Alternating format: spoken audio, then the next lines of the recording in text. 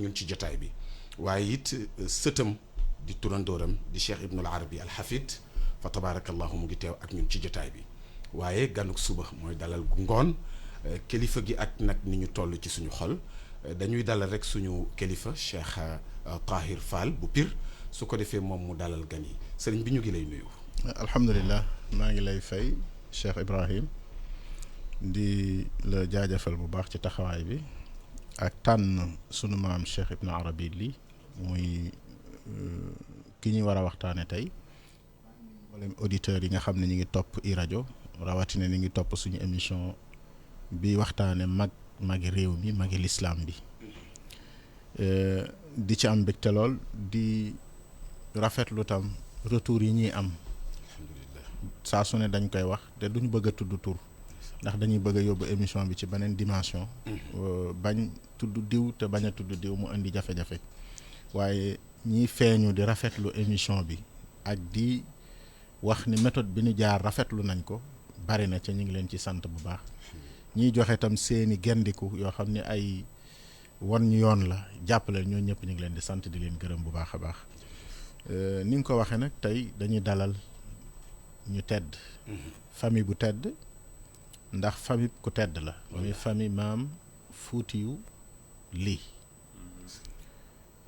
famille maam Fuutiyu Li ci la Cheikh Ibnu Arabi bokk mi ñuy waxtaane ci la Cheikh Zannuun bokk mi nga xam ni moom it doyoon na sëkk ñu wutal ko bisub boppam émission boppam waaye ni ñuy wax rek mënuñoo matale lépp kër gu ne dañ fay dugg jël kenn waxtaane ko mu yóbbuwaale ña ca des ndax magi Sénégalais yi daanu dajul fépp taxaw it dajul fépp wallaahi nañu wax taxaw dajul fépp ndax daanu baaxul incha allah suñu maam Cheikh Ibnu Arabi ci figure historique yi Afrique am la yi umma islamique am wallaahi bu dee ci langue arabe rek patrimoine yi gën a wóor yi nga xam ne mën nañ ko tiitaroo ci maîtriser langue arabe ak man caa liggéey man caa def man caa dindi comme ni ñuy waxee ci côté boobu rek lu waxtaanu boppam la boo demee ci al adabu Sénégal yi ci docteur Amir Samb di nga trouver li ma lay wax moom dafay tuddee lu ñuy tuddee madrasatu Thiès école de Thiès moom par école la def donte école de Thiès boobu ay nit yu jógee foofu sori ndax Cheikh Ibnu Arabi jógewul Thiès am na fu mu jógee njabootam a ngi fi danañ ko wax waaye nag comme fa la nekkoon ci liggéeyam lu ëpp ci liggéeyam fa la ko def moo tax ñu tuddee ko école de Thiès di nga gis foofu Cheikh Ibnu Arabi waaye Cheikh Ibnu Arabi itam mën nga ko jàngaat ci dimension qadiriya ndax cheikh na Cheikh Saad bu la woon def naa ni ñi xam yoonu qadir yëpp xam nañu kan mooy Cheikh Ibnu Arabi ci tariqa boobu mën nañu wax tam ni sax dimension borom xam-xam dimension suufi waaye dimension tam di mbokk ci magi réew mi daan jëflante ak magi réew bëgguñu xaabaabal dama leen di dalal campé sujet bi tey ñi fi ñëw su wayjur la muy papa Abdul Qadir Li di doomu Cheikh Ibnu Arabi moom dikkam day seetal suñu xol bu noonu salaamaaleykum sax dem ñu xam ni doomu Cheikh Ibnu Arabi ñëw na ci jataay bi nangu na li ñuy def rafetlu na ko alhamdulilah loolu suur nañu waaw kon ñu ngi koy jaajëfal mag la su ñëwee yitte ak bëgg lu baax ak xam ni li ñuy def nii lu jara def la moo ko indi ñu ngi koy jaajëfal di ko jéggalu nag parce que yëkkati mag yombul ñu ngi koy jéggalu bu baax a baax ki ci des suñu frère la bu ñu yàggal muy Cheikh Ibnu Arabi li moom ci waaru diine ci waaru mbaax ci réew mi ñu bari xam nañ ko ci taxawaayam muy doomu Cheikh Bachir Li Cheikh Bachir di doomu Cheikh Ibnu Arabi di magu Pape Abdul Qadir mii fi toog tey Cheikh Bachir moomu itam ñu ngi koy ñaanal yeesal ñaanal di suñu kilifa di suñu waajur di nit koo xam ne nii def na ci ñun lu bari ci wàllu jàng def na ci ñun lu bari ci wàllu orientation ci wàllu jom ci wàllu diine ci wàllu gëstu ci wàllu mbaax kon ñooñu ñoom la ñu dalal tey bëgguma xaabaabal bu ko defee dañ naan kii kat dafa dajee ki mbokkam moo tax mu beral leen loxo waaye wax dëgg yàlla famille bu tedd nit ñu baax tey la ñu dalal macha allah jërëjëf Cheikh Tahir Fall bu Pire kàddu yi rafet na xam naa kon rek dañuy yëkkati kàddu yi jox ko sang bu tedd bi Cheikh Abdul Qadir dal di barkeelu ci moom ne ko sëriñ bi asalaamaaleykum wa rahmatullah moom xam naa ne ki ñuy waxtaane borom tarjama bi tey fa tabaarakallahu njabootug boppam la laaj bu njëkk bi rek mooy kan mooy Cheikh Ibnu Arabi li laaj boobu nag laaj bu gàtt la waaye bëgg nañu ñu leeral ci dëgg-dëgg fan la ganee àdduna ci gan njaboot la bokk naka it nag la yaroo formation ci wàllu xam-xam àdduna bépp a nga koy tudd ci yan loxo la ci jaar loolu sëriñ bi lan nga ñu ciy jox. jërëjëf asalaamaaleykum wa rahmatullahi wa barakatu. waaleykum salaam. bismillahi rahmaani rahim alhamdulilahi rabbil alamin arrahmani rahim maliki yawmi din iyyaka na'budu wa iyyaka nasta'in ihdina sirata mustaqima sirata alladhina an'amta alayhim ghayril maghdubi alayhim waladdallin آمين. اللهم صل وسلم على من سكن موطن الخلد وفتح أبوابه واكتسج بابه والسمي عند الله بمحمد وياسين وطه صلاة تعم آله وأصحابه وأحبابه ما طلعت الشمس في الدعاء والدعاء في الأرض Tahir ñu ngi leen di nuyu Serigne Sène ñu ngi leen di nuyu man waroon na nekk tey un grand orateur mën a def benn introduction boo xam ne bi xaw ma nan laa leen di sant yab na la arab ndax li ñu defal dafa rëy c'est la première fois muy mos a gis préoccupation bi Tahir am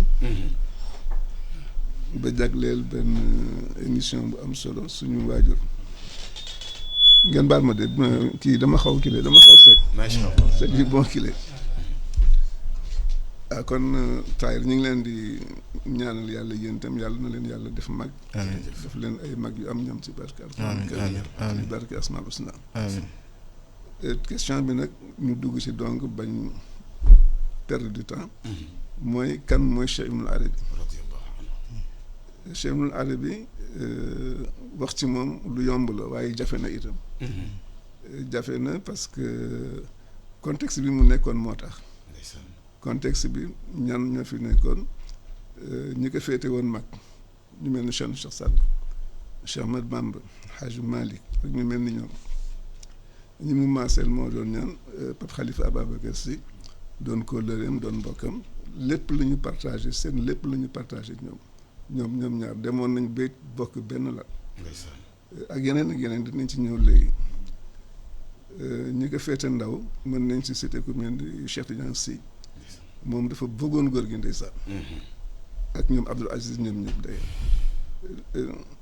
Tahir tudd na léegi itam benn référence muy Amar Samb bu IFAN yore woon na aussi l'enseignement arabe département arabe ci université ci faculté des lettres mën nañ ci wax yu bare mais dafay guddal ñaar ñooñu rek doy nañu pour référence Cheikh Tidiane Sy ak Amar Samb boo demee Tiwaawan ku mel ni Mansour borom daara ji Abdoul Aziz ñoom dañuy wax ni Cheikh Ibnul Arabi mooy seen papa mooy seen baay ñoom ci wallahi foofu taseeg ñoom loolu la ñuy wax seen discours day feeñ ci seen discours léegi kan mooy Cheikh Ibnul Arabi ci wàllu askan nee nañu Cheikh Ibnul Arabi seet naa ko ba tàyyi nag silsila kër bi pour indiwaaleel ko ñoom Tahir ñoom ñu ngi leen di askane ci néegu Zeynabu bintu Fatima moom lañu joxoon Abdullah ibnu Jaafar xam nga alayhi salaatu wasalaam dañ ko laaj ni que ñan ñooy Ali Bayt Rasul mu ni waa kër Aliyun ak waa kër Jaafar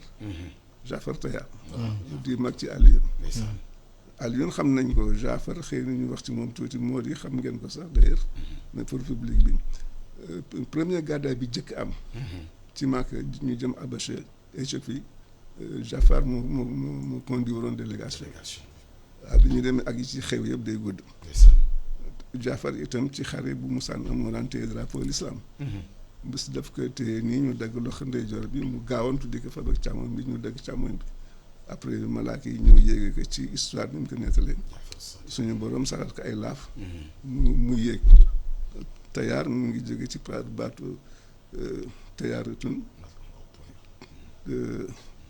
mooy le voleur daal le voleur naaw boobu moo doon naaw moo indi baat ci xam nga picc mi ngi tudd Tahirun c'est ça voilà ci baat boobu lañ ko tegee Tayaar mooy kuy naawkat kuy naaw voilà alors alayhi salaatu wasalaam bi ñu ko laajee ñan ñooy Ali Bayt Rasul mu ni waa kër Aliyun ak waa kër Jaafar lu tax Aliyun moom nekkul Ali Bayt Rasul mais waa këram ñoo nekk Ali Bayt Rasul parce que Aliyun moo jër ci néegu Fatima. moo jël Fatima astafirullah am ci Asan ak Useynu ak Zeynabu. Asan ak Useynu kii moom meññ Cheikh Abdou Khadir Jilani kii meññ Cheikh Ahmad Tidiane Chérif. Zeynabu ñu jox ko Abdullah ibnu Jaafar mu am ci doom bu ñuy wax Mouhamed Abdullah. gis nga boo seetee Maam Fouti waajuru Cheikh Ibnul Arabi turam Mouhamed Abdullah la tudd. turu Fouti bi ndax mu ngi gane àddina ngi giloon ci Podor waa ngi giloon ci Podor. moom turam dëgg-dëgg Mouhamed Abdullah la. papaam mi ngi tudd Abdullah Mouhamed noonu ngay yéegi ba ci néegu Abdullah ibnu Jaafar bi ñu joxoon Zeynabu gis nga moom tam turam Abdullah ibnu Jaafar la doomu Jaafar Taya. donc waa kër gi ci askanu lii yéen suñu waa kër bu fekkente yow da nga am doom bu góor nga tudd Mouhamed. sa taaw Abdullah nga koy tuddee. mu joxe Abdullah Mouhamed boobu su amee doom Mouhamed lañ koy tudd mu tudd Mouhamed Abdullah. noonu ngay yéegi ba ci Abdullah ibnu Jaafar. kon way juram mi ngi tudd Cheikh Mouhamadul Fouti. ñu mu bokkal way jur. ñu mu bokkal moom Cheikh Ibnul Arabi. Cheikh Zunnun. moo di magam mooy taawu Mouhamadul Fouti. suñ am nañ benn bàjjan itam amintali moo topp ci Pape Cheikh Zunnun. Cheikh Ibnul Arabi mooy caatu. ndax ñoom ñaar rek ñoo nekkoon góor ci njabootu Cheikh. waaw ñoom ñaar rek parce que moom dafa teel génn àdduna. ci juróom fukki atam mi ngi gaañoo màgg. moom Mouhamadul Fouti. moom Fouti dafa génn àddina. waaw ci aj Màkka. waaw parce que ñoom dañ daan taalif ci lughatul arabiyya ci wala falu isam xëy na dinañ ci ñëw ba ci kanam ak ci soose parce que ñoom seen liggéey mi ngi jëmoon ci soose yi ak ci séeréer yi boo demoon tey réew soose seen ay way ak seen liggéey rek nga fay gis. loolu danañ ci ñëw ci relation yi. waaw dinañ ci ñëw ci relation yi way juróom bu jigéen nag. way juróom bu jigéen moom Cheikh Ibnul Arabi waaw. Fatoumata Tamar. moom itam mi ngi bokk ci néegu Abdou Manaf. ci waa Banu Hachim am nañ silsilaam. su ma jógee dinaa ko wax Pape dama ko seet démb ba tey pour indiwaale ko. macha allah silsilaam mu nga dem ci néegu Abdou Manaf. ci waa Banu Hachim. barakallah mu mel ni li mu joxe lu am solo la. bokk na ci liñ ciy gën a ràññee mooy sang bi ñuy waxtaanee ci ahlu bayti rasul la bokk. ci ndeyam. ak ci baayam. waaye ñu ngi dend ak it nag turandóoram di it nag sëtam. sëriñ bi Cheikh Ibnul Arabi al Hafid looy yokk ci li suñu papa wax.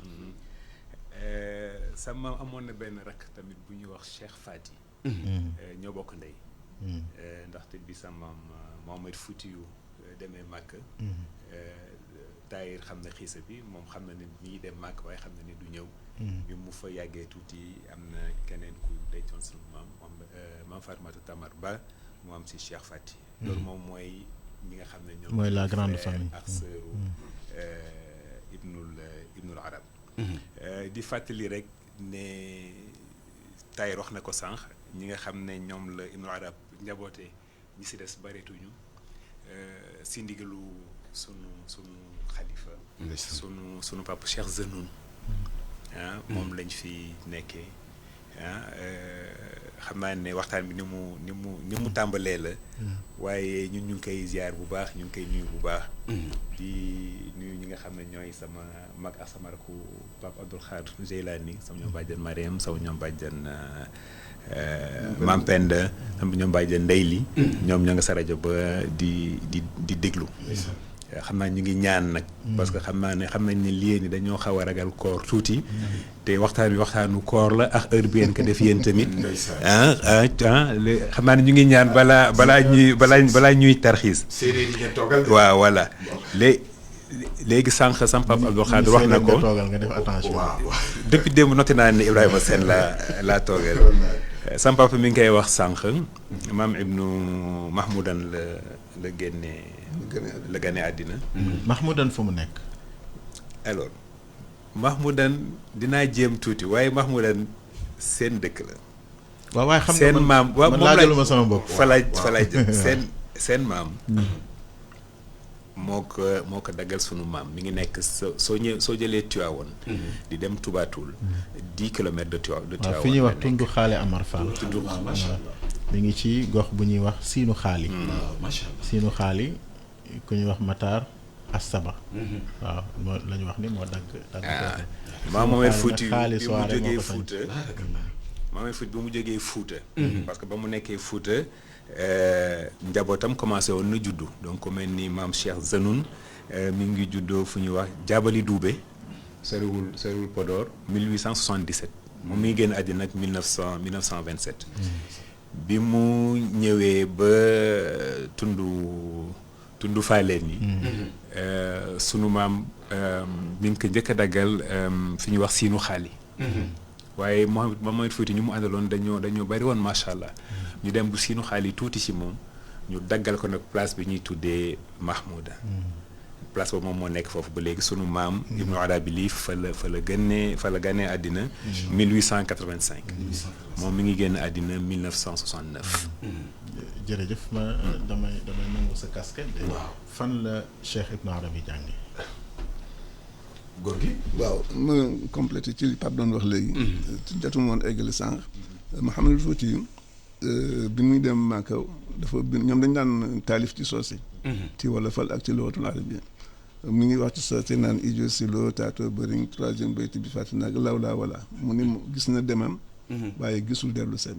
gis na demam waaye gisul dellu seen. waxaat ko moom leer ndax soose yi ñi ijo dégg ma soose bu baax. waaw waaye mais buñ ko déggee xam ko. mu ne ijo silo taato bëriñ. troisième kii bi dama koy fàtte. suñu xarit Abdoul Ahad Sané moom mi ngi koy déglu bu fi nekkoon firil ñu ko. voilà moo ñu ko daan firil moom. voilà lawlaa wala. te bi muy dem it change sa sat wax na nga nee na ko bul dem ndax yow sa cofeel ci alayhi salaatu wasalaam dafa lekk sa xol ba sa xol benn buum moo ci des. ndeysaan mu ne ko nag il faut ma dem. ndeysaan il faut ma dem. am nga loo wax ci seenu xaali itam. moom Mouhamadul Fouti amoon na rakk itam bu ñuy wax Muawiya.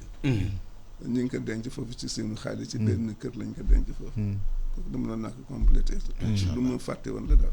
léegi njàng mi tafal ci nag njàng mi. njàng mi nag xam naa démb ñu ngi ci doon waxtaanee mag ba. mos naa ci waxtaan ak Bachir mais duñ la wax daal ni fan la jànge wax nañ ci daal benn dëgg Tëngéej ci ku ñuy wax ku sant Cissé mais loolu daal laa ci mën jotoon am même Bachir ak famille bi yëpp laaj nañ te ba tey daal xamuñu exactement. peut-être que nekkoon na ndar ma Pape Khalifa boobu ta Pape Khalifa. ñaata at la war a nekk ak baayam.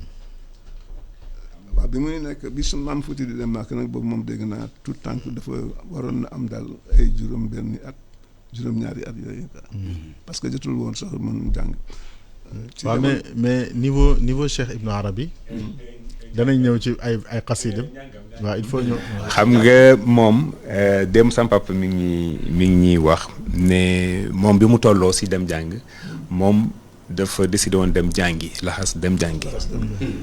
yaay ji maam Fatmata Tamar nekk toogal fii li lépp dina la fekk si fii yaay ji moo ko jàngal ak ki sam papa doon wax léegi nga xam ne moom mooy Muawiya foofu la jàngee ñoom ñoo ko jàngal ba mu wàcc alquran Mahmoudan la wàccee alquran ci yaayam ak si nijaayam bu ñuy wax Muawiya ak yaayam bu ñuy wax Fatmata Tamar ba Fatmata Tamar nag dañuy def parenthèse rek parce que jigéen bu sell la woon moo jur Ibnul Arab moo jur Aminta moo jur Cheikh Zanoun moo jur Cheikh Fati ñoom ñeent ñëpp nekk góoru yàlla ci biir ak ci biti nag waaye dama ko bëggoon defal parenthèse rek moom moo téye doomam moom moo jàngal doomam defe naa portrait boobu portrait bi am nañu wàllu njàng man nag portrait maam Ibnu Arabi daf ma neex parce que damay dégg sëñ Cheikh Tidiane Sy Al Maktoum di ko wasfu moom littéraire la waaw ni mu daan solo mantoom bi ak bu daan dox ni muy doxee ak nu muy xool ak nu muy sëgg yëpp daf ko daan wax donc portrait bi jeexagul dañu bëgg a dellu soit ci famille bi ngeen wax ñu moom Ibnu Arabi nu mu meloon parce que booy jàng nit itam da nga koy wane ba mu bañ a xam ko ñu doog a ñëw nag ci liggéey beeg xasaayid yeeg yooyu moom nan la meloon dëgg-dëgg. waaw nan la meloon question bu difficile la. démb ñu ngi ci doon waxtaanee ak Pape moom daal naqadina. amul woon yaram moom. non ku tuuti la woon. ku sew la woon am taxawaay moom ma xawoon. te dafa xeesoon. te dafa xeesoon waaw. te dafa gënoon am taxawaay tuuti. waaw moom ma xawoon su moom moo doon suuf tuuti. pour dimbali leen. keroog dafa am benn góor boo xam ne dama dajax moom mu ne ma lenn de maa ngi mën naa leen ko waxal. mën ngeen doon lu nekk ci moom waaye taar bi amul kenn ci njaboot boo xam ne mën na ko doon ci moom. waaw ñu nag dañuy nettali xam nga benn trait caractère am moom mooy koo xam ne dafa amoon humilité. dafa humbloon te bëggul woon di wane. bëggul woon di wane li mu yore. léegi nag daf ko pikiir njabootam ba ñun lu bari li nga xam ne dañ nga xam ci sunu maam. du suñuy waajur ñoo ñu ko wax waaye ci ñoom Serigne Cheikh lañ ko déggee ñeneen ñeneen. léegi nag damay dimbali sam papa ci côté boobu. parce que li ñu jàngal moom mooy ku rafet la woon. ku amoon taxawaay la. waaye njool bu ëpp. gàttul. waaw moo xawoon sut sama papa tuuti. ku bëggoon lu rafet la. dafa daan solu bu baax a baax. ñun si li ñuy fàttaliku suñ daan génn xam nga ñoom ay watiir lañ daan. watiir voilà watiir balaa nga koy indil watiir da ngay tànn watiir ba nga xam ne moom moo gën a set moo gën a rafet sa watiir ya moom nga koy indil. te ki dawal watiir bi tamit na def attention parce que fas bi il faut que waa ji yërëm fas bi. loolu yëpp ay critères la woon yoo xam ne dañ ko daan xool suñ ko daan utal watiir. man amoon naa benn temps nekkoon naa fa tuuti vacances waaye maa ngi fàttaliku loolu. am na benn trait boo xam ne si sunu waajur sëñ Cheikh lañ ko déggee mu ne ni mu meloon xam naa dinañ si ñëwaat soo ko tegaloon nen. fii ba Ndar mën na dox fii ba Ndar te benn nen. du toj ndax oyofaayam waaye mi ngi diis boo xam ne suuf si boppam àttanu ko loolu moom mooy wàllu biir. macha allah xam naa portrait bi ñu joxe portrait bu matale la. ndax it li ci nekk ci ay njàngale bari na lool. waaye balaa ñoo dem di sori dañuy bàyyi Cheikh Tahir portrait bi nga xamante ni Ibnul Arabi al Hafid ak suñu wayjur Cheikh Abdoul Qadir joxe nañu ko yow yan géndeeku nga ñu ciy defal. waaw gendeeku yi ñu ngi koy dugal ci question yi léeg-léeg bi jiitu mooy nit ku yiw yiw léeg-léeg baat la yu ñuy wax yoo xam ni dañ koy wax te duñ ko seetlu yiw day feeñ ci lépp day feeñ ci wax man yiwam maa ngi ko njëkk a gis ci mbindam parce que mbindam diwaan ak ma tiim du ci wax lu déranger même su fekkee boroom xam-xam buy wax di jël position xam-xam da nga yëg ni bu waxee wax ju leer lay doon te du déranger donc yiw ci wàllu xalaatin li ma amul woon nga xam ni moo taxoon ma koy laaj Pape Kader mooy portrait physique bi mu ajouté wu maanaam ñëw dolli ko am naa ko sax ci mais dama ko dégg ci li ci Serigne Cheikh Tidiane wax foofu laa ci yam mais comme gis nañu doomam nag ñu laaj ko loolu lañ ci gënoon jub macha allah mu jaar foofa donc nit ku yiw muy benn ñaareel bi li ñuy wax ci mag ñi mooy koo xam ni dangaa bokk fu baax ndax buñ la waxee niveau am ni la ci këram la jànge maanaam famille am la jànge kon da ngay xam ni kon moom dafa bokk ci famille xam-xam famille boo xam ni du moom dong ndax boo xoolee Cheikh Zannoun ci ñi gën a dégg arab africain yi gën a dégg arab ci àddina la bokk Cheikh Zannoun lii pour dëgëral te frère am la yaayam wax nañ la moo ko jàngal loolu la Cheikh Ibn Arabi wax léegi baayam wax nañu naka la demee woon ban façon la woon magam ju ñuy wax Muawiya jàngal na ko ak environnement kon bi mu màgge mooy environnement bi nga xam ne kenn mënu faa màgge te doo nekk nit ku baax doo nekk boroom xam-xam doo nekk nit ku yiw kon loolu moom la ñu mën a résumer ci li jot a jàll ci jaar-jaar ak cosaan lu sell liñ ciy wax toujours su fekkee dafa ànd ak yar ànd ak jàng ànd ak tarbiya mën naa yóbbu nit fu nekk bu ànd ak tarbiya ànd ak xam-xam mën naa yóbbu nit fu nekk mais su àndut ak yooyu du yóbbu nit fu dul tiitaru wanewu maay doomu diw maay sëtu diw moom loolu doyu ko woon li ko defoon mooy dafa wuti xam-xam nekk boroom xam-xam te li gën a seedeel xam-xamam du jaar-jaaram yi mais mooy mbindam soo dee ab arab bu dégg arab bu tiim mbindam nga dégg xool ko analyser ko di nga xam ban niveau linguistique ci la toll woon di nga xam kii lan moo nekkoon ci gannaawam ci xam-xam loolu def naa ni arabisant yi may déglu te fréquenté département arabe te yër al adabu sénégal yi ci Amir Samb duñu wuuteeg man ci li may wax. effectivement góor gi foofu am na lu mu ci bëgg a rajouter. ci ay traits ni ko Pape waxee léegi. waaye dafa mel ni xam naa dañuy teg foofu baaraam góor gi ndax rédaction bi daf ñoo dab war a joxe xibaar yi te waxtu wi jot na incha allah gannaaw rédaction bi dinañ ñëw yeggali liggéey bi jërë ngeen jëf.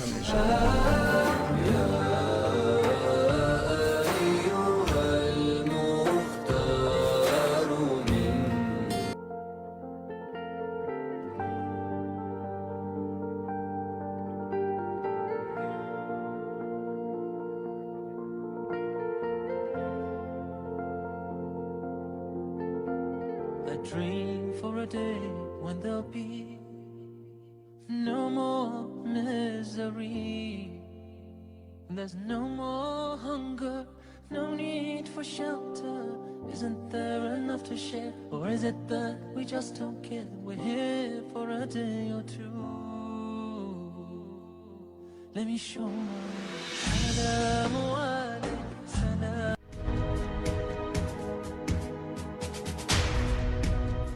17h sur les ondes de iRadio 90.3, c'est l'heure de votre édition spéciale. 17h donc, passé de 45 minutes.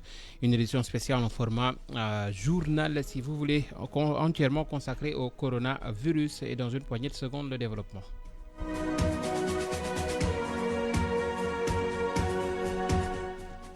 Tout d'abord, le coronavirus plus que jamais présent au Sénégal, plus que jamais présent. L'expression a tout son sens si nous vous dévoilons bien évidemment les chiffres du jour. 91 nouveaux cas positifs qui viennent allonger la liste des patients internés dans les établissements sanitaires. Tout de suite, le détail du bulletin quotidien sur la situation avec Dr Marie-Khames Ndiaye, directrice générale de la santé.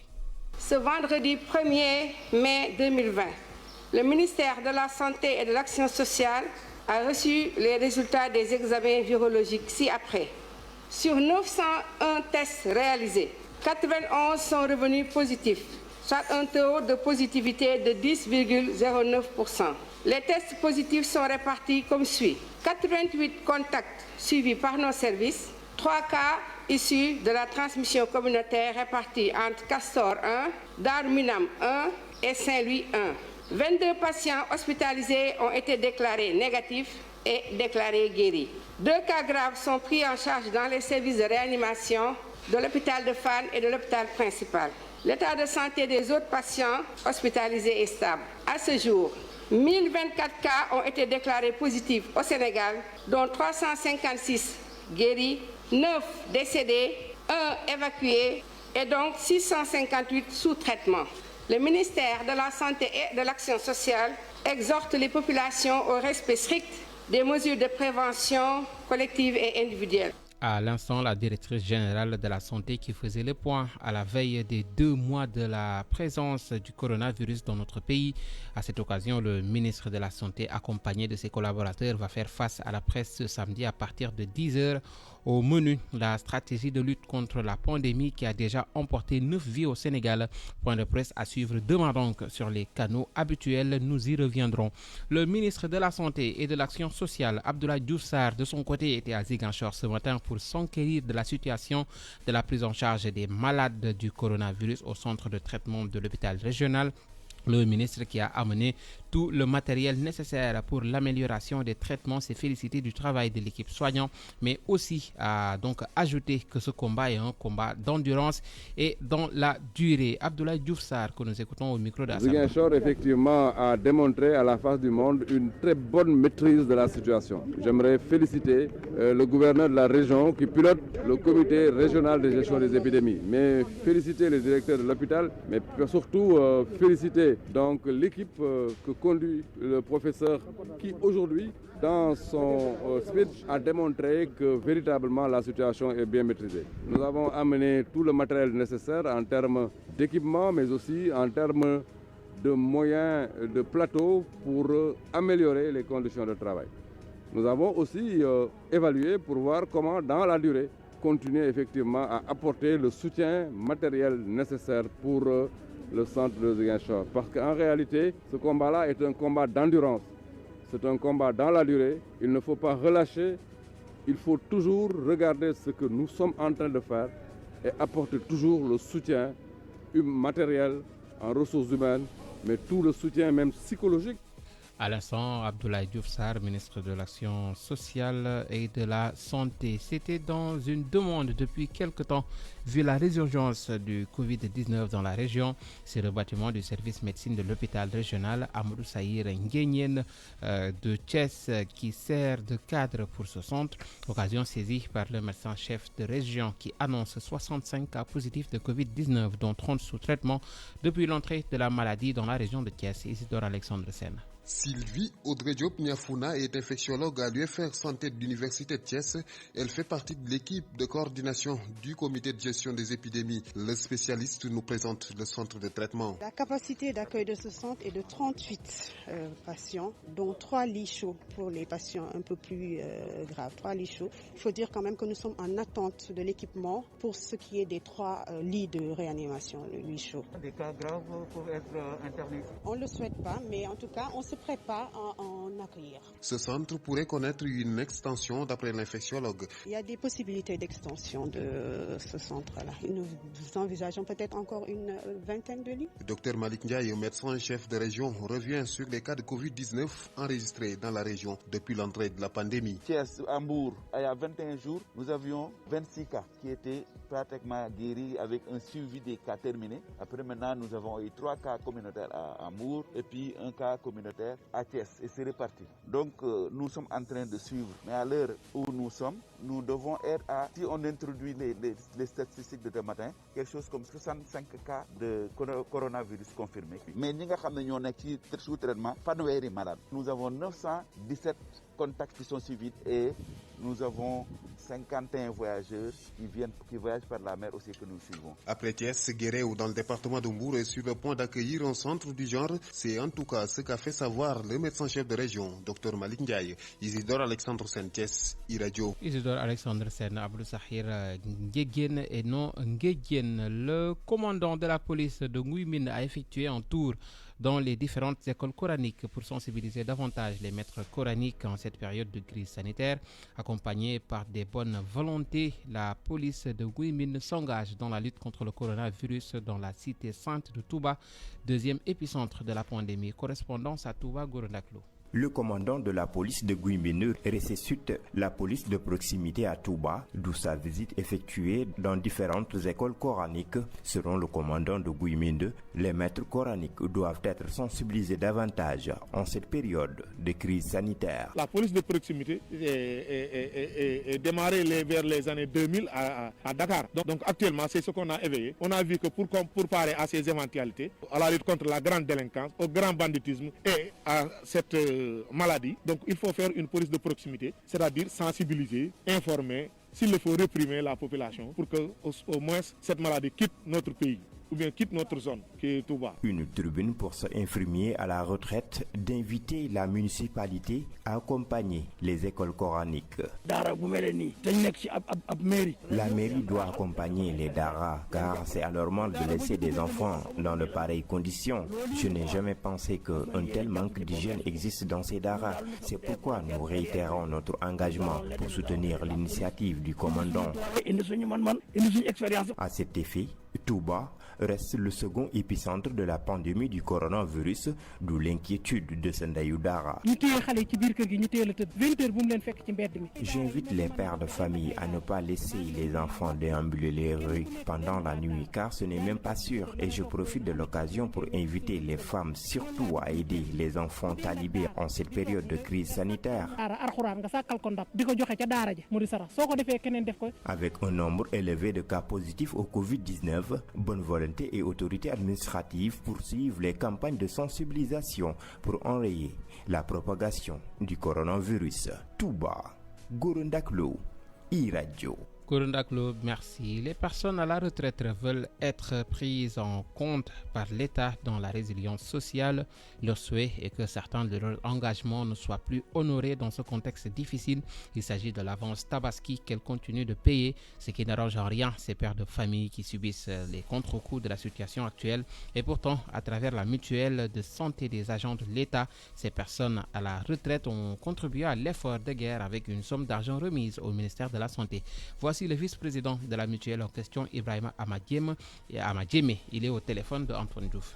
Commencer par m'adresser à l'ensemble des travailleurs du monde entier, mais plus particulièrement ceux du Sénégal, en cette journée du 1er mai, qui aurait dû être la journée où toutes les doléances devraient être posées au niveau de l'exécutif afin qu'elles puissent trouver des solutions. Mais dire que ce n'est pas le dernier 1er mai, certainement que malgré la Covid-19, nous nous retrouverons prochainement pour faire ça. Alors, en tant que travailleurs et retraités, je crois que oui, nous apprécions leur juste valeur des mesures prises par l'autorité pour essayer d'endiguer ce fléau qui a fini de prouver sa virulence dans tous les pays du monde. Et nous pensons que oui, il faut continuer à lutter, il faut serrer les rangs pour que nous puissions gagner le combat. Mais en attendant, je crois qu'en termes de résilience, on aurait dû penser davantage aux retraités parce que justement, une mesure par exemple qui est générale à toutes les années, celle qui consiste à accorder des avances Tabaski, n'est-ce pas, aux travailleurs, mais en ce moment-ci, peut-être qu'on aurait pu envisager d'alléger en tout cas la procédure de remboursement, sinon tout simplement, peut-être tout simplement les annuler. Pourquoi pas faire en sorte que les travailleurs qui avaient remboursé déjà jusqu'à mi-chemin pour l'année courante puissent bénéficier du reste de remboursement comme étant un appui afin qu'ils puissent faire face à cette situation. De l'autre côté, en tant que vice-président de la mutuelle santé de l'État, nous avons accompagné l'État malgré peut-être le fait que ça soit de façon symbolique. Nous avons rencontré les autorités, notamment le ministère de la Santé et le ministère de l'Équité territoriale, pour leur apporter notre soutien afin que nous puissions faire face aux urgences du moment, notamment permettre au personnel soignant de bénéficier d'un appui qui leur permettrait de faire face à la prise en charge des malades qui ne cessent d'augmenter, comme on le constate maintenant. À l'instant, Ibrahima Amadjeme, le vice-président de la mutuelle en question. La transparence érigée en priorité dans les gestions de dons et de contributions. À Louga, le comité en charge de la distribution des vivres et autres soutiens matériels assure que tout se fait dans les règles de l'art. Correspondance à Louga, Muntagakan. À Louga, la gestion de la pandémie se fait de façon irréprochable, nous dit le gouverneur Eladji Bouya Amar. Chaque réunion, le point focal maintenant fait le point sur la situation des dons. Chaque semaine, le point focal fait le point de la situation des dons et des contributions. D'ailleurs, on vient même de sortir de cette réunion. On le fait de façon quotidienne. Ce que nous souhaitons, c'est que Dieu nous accompagne pour que cette pandémie prenne fin le plus rapidement possible. On l'a promis, le point focal fera le bilan financier à la fin de la pandémie. On fera la situation de toutes les entrées et de toutes les sorties. Toutes les entrées et de toutes les dépenses à ce niveau. Ça on le fera. Il est même question que le point focal rencontre la presse pour présenter un bilan à mi-parcours. Et d'ailleurs, moi-même, je vais demander moi-même au point focal de faire la situation avec vous, la presse. C'est extrêmement important parce que nous gérons dans le cadre de la transparence. Il y a la transparence, mais il y a aussi la gestion parcimonieuse. Aujourd'hui, nous sommes en pleine pandémie, mais on ne sait pas de quoi demain sera fait. Il faut donc prévoir. Mais on ne sait pas de quoi demain sera fait, hein? Les Lougatois qui n'ont pas lésiné sur les moyens ont mis à la disposition du CRGE plusieurs millions de francs CFA. Muntagakan, Louga, Radio. Muntagakan, merci. Parlons à présent de la fête internationale du travail. Nous y sommes, c'est ce 1er mai. Le Sénégal, bien sûr, marque l'événement comme à chaque année. Seulement 2020 est une année assez particulière avec cette forte épreuve qui constitue le coronavirus et qui dicte l'agenda partout. Une fête du travail très particulière chez les professionnels de la santé en ce 1er mai. Oui, ils sont au cœur de la crise sanitaire. Chersek parle du nombre insuffisant constaté dans le secteur de la santé. Il est le coordinateur du cadre unitaire des syndicats de la santé pour la justice sociale et secrétaire général du syndicat démocratique des travailleurs de la santé affilié à la CNTS. Chersek est joint au téléphone par Elhaj Malik Sissé. Aujourd'hui, le personnel de la santé vit des situations difficiles bien avant cette crise et continue encore. Bon, c'est marqué par l'insuffisance de personnel. Vous savez, dans la fonction publique sénégalaise, l'État pratiquement ne recrute pas. Et si on parle même de l'absence de recrutement, il y a l'absence aussi de la formation. C'est valable pour l'ensemble des corps qui aujourd'hui constituent le noyau du travail qui se fait au niveau des structures sanitaires. Je veux parler de pas mal de corps de spécialité paramédicales, à savoir les techniciens supérieurs en néphro. Aujourd'hui, depuis presque 3 ans, on n'a pas ouvert le concours. Et ce sont ces mêmes personnes qui planent avec l'ampleur des problèmes des insuffisances rénales. Donc, de l'insuffisance rénale, il faudra recruter ces mêmes personnes. C'est valable aussi pour les blocs opératoires où on manque considérablement de techniciens en anesthésie-réanimation. C'est valable aussi pour les laboratoires avec les biologistes. C'est valable aussi pour la kinésie dans le domaine de la rééducation et de la réadaptation fonctionnelle.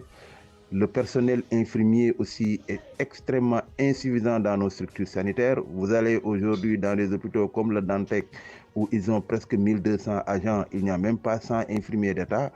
C'est la même situation à Fann, c'est la même situation à l'hôpital Idriss Pouye. Et même dans le cadre de la formation, vous allez à l'INDSS aujourd'hui, vous ne verrez que 5 infirmiers en formation en première année et 15 sages-femmes en formation en première année, ce qui est insuffisant.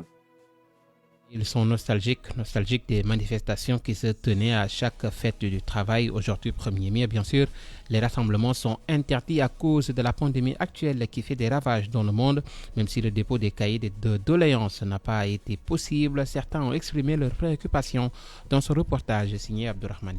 Il est quasi impossible de trouver un interlocuteur en cette fête du travail qui a coïncidé avec le mois de Ramadan dans un contexte pandémique. Le coronavirus s'impose dans le monde et change tous les programmes. Aucune manifestation n'est constatée dans la capitale sénégalaise. C'est le calme plat dans les rues de Dakar, surtout à Sacré-Cœur, où se sont implantées plusieurs entreprises.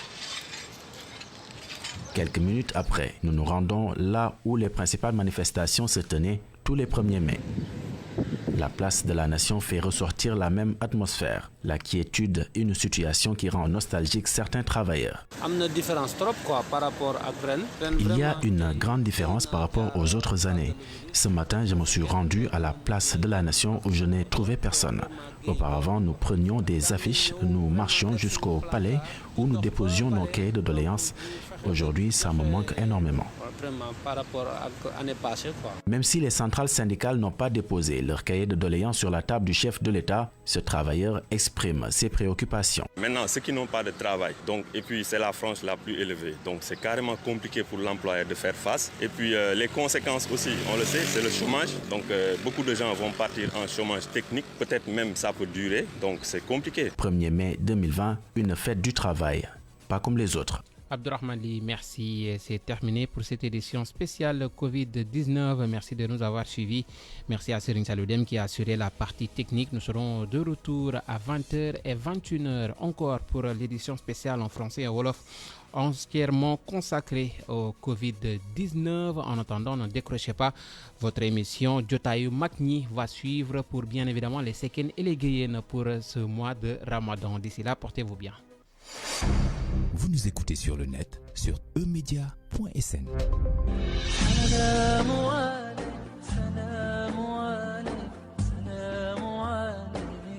mbokk yi asalaamaaleykum wa rahmatullahi taala wa barakatuhu fii ci iRadio 90.3 bés bu nekk ci diirug weeru koor wi dinañ fi amal émission bu ñu jagleel jotaayu mag ñi jotaayu mag ñi muy émission bu ñuy amal bés bu yàlla sàkk ci diirug weeru koor wi bu 17h15 jotee muy juróomi waxtu yu teg fukki minute ak juróom ba 19h mépp mag mu nekk ci réew mi danañu fas yéene it nag barkeelu ci keppaaram génn ci it nag ay njàngale Khalil Ibrahima Sène di ci ànd ak Cheikh Oustaz Tahir Fall.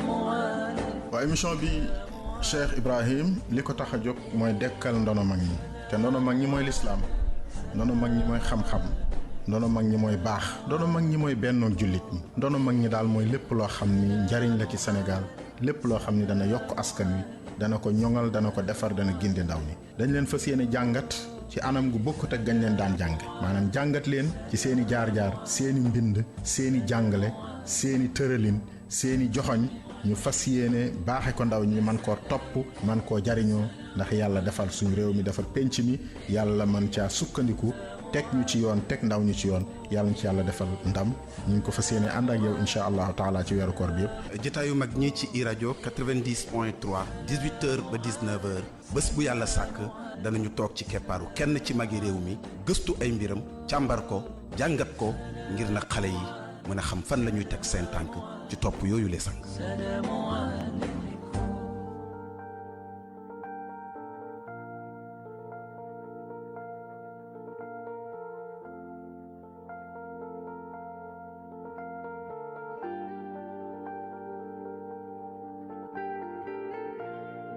macha allah dellusiwaat nañ ak yéen ci ñaareelu pàccu jotaayu mag ñi tey nag ñu ngi waxtaanee kilifa gu mag di ko ñu ràññee ci réew mi ci wàllu xam-xam ràññee ko ci wàllu taxawaay ràññee ko ci wàllu tasawuf rawatina it nag ci tariqa Cheikh Abdul Qadir al Jeylaani kenn nag ci njabootam mu Cheikh Abdul Qadir li mu ngi teew moom sa la ñuy joxaat kàddu gi waaye ñu fàttali ne rek waxtaan wi ñuy amal jëmee ko ci Ibnu Arabi li Cheikh Ibnu Arabi li rahmatullahi alayhi wa radiyallahu anhu mun ngeen a bokk ci biir waxtaan wi 88 628 38 38 mooy numéro bi nga xam ne mun ngeen cee jaar dañuy ñëwaat rek ci Cheikh Abdul Qadir li ci mu résumé fa tabarakallahu biographie bu sëriñ bi nga xamante ni biographie bu bari njëriñ la fa tabarakallah.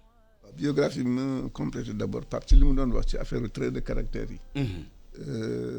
moom ku xawoon doy war la boo dee communiquer ak moom nii dafa xam na laa ko mën a expliquer.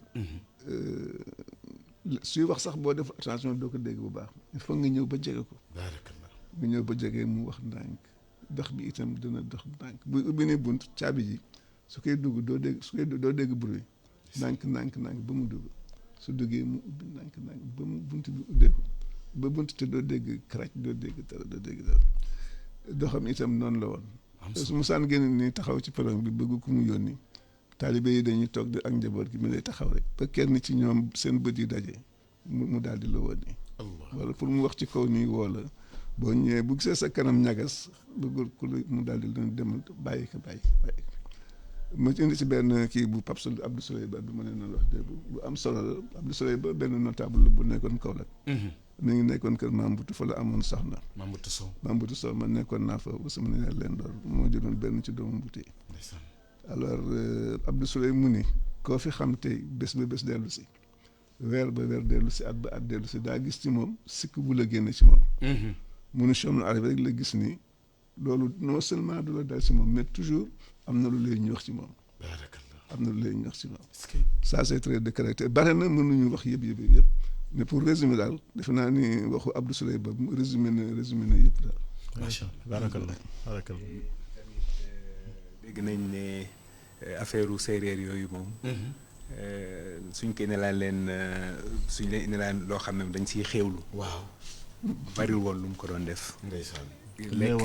lekk bariwul woon si mbiram. ñu ngi nettali ne dégg naa Cheikh mu ni fàtte woon naa la. voilà Cheikh na moom wax Cheikh Talibou ya suñu toogaan fële Nimzaat suñu leen daan yóbbul lu ñu xéewloo ki koy yóbbu def naa ne ñii de si soo yeboo soo demee nga taxaw ndaxte ñële duñu lekk donc na nga koy tegee na nga koy jëlaatee benn la.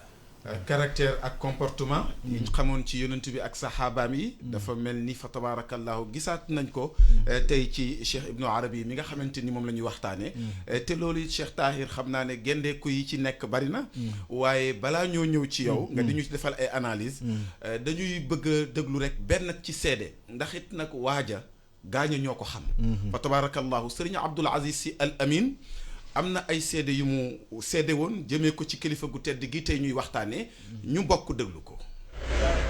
booba moo ko Ibnul Arabi li bu Cees rakku Cheikh Zunnuuni ci tariqatul qaadiri la bokkoon waaye nii la ñu meloon ñoo daan niroo yére di bokk benn lal. Ibnul Arabi ni ma niñ daan liggéeyee maak moom man su ma juleegee damay jël sama kurus def li may def ci yàlla ba 3 heures ma tëdd sëñ Babacar moom day tëdd bu julee gee reer tuuti tëdd ba 3 heures mu jóg ba biir set.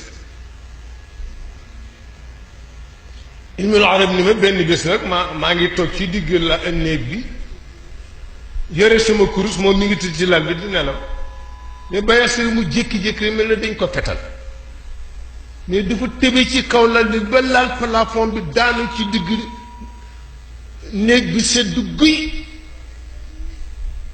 Ibnul Arab ne ba di ko bës di ko woow mu te mu wuyu ma di ko bës di ko Babacar waxul dara ne ba sama xel nekk ci dem wooyu soxna Roqay Njaay ne mu door a mel na ku xiqi nag xool ma ni ma im yàlla tey asmaul xusna war na ma seeni suwar seen image jox na ma ca benn ni moom mooy sa sirru baasi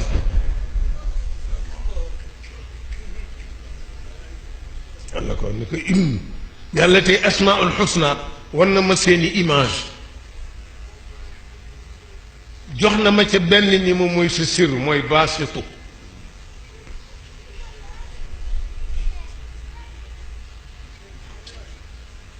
nee na bés nag ñu ànd ñu ngi sañse ñu ñaar di dox nii ci yoor mu ne amoon na benn góor nag bu yàlla baaxe woon ci Ndar du ma tudd tur nee na ñu dem ba di ko romb ma ne nañ jàdd nuyu góor gi mu ni góor gi dafa richoon ba baraag bi mu dëkk dafa commandoon bois bi France ñoo ko defal noonu rek defal ko ci ay kees ñëw dañ ko monter rek monter yépp nee bu xëyee nag dañ koy tegal piliyaan ci bunt bi nit ñi wër ko ñi bëgg dara di yelwaan ne bi ñu ko nuyoo nag ñu ne ko kii doomu Seydi Hadj Malick la kii rakku Cheikh Zunnuuni la ne mu fel suñu loxo waaye yéen a nekk fii di sañse demu leen jàngi nekk fii ci Ndar di taxawaalu di titre li ngeen may nuyoo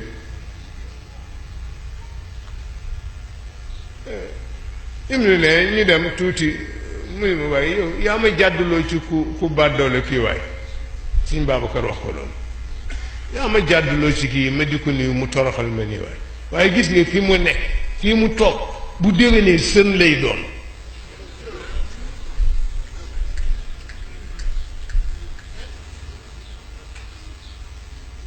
góor gi mu jëm ay problème gouvernement français nangu baraag ba nangu kër ga dajj ko yóbbu diggante bu mu feebar gaañ fa mu daan toog ñu def ko sën di fa tur mbalit nee nu àndaat ba di fa romb mu ni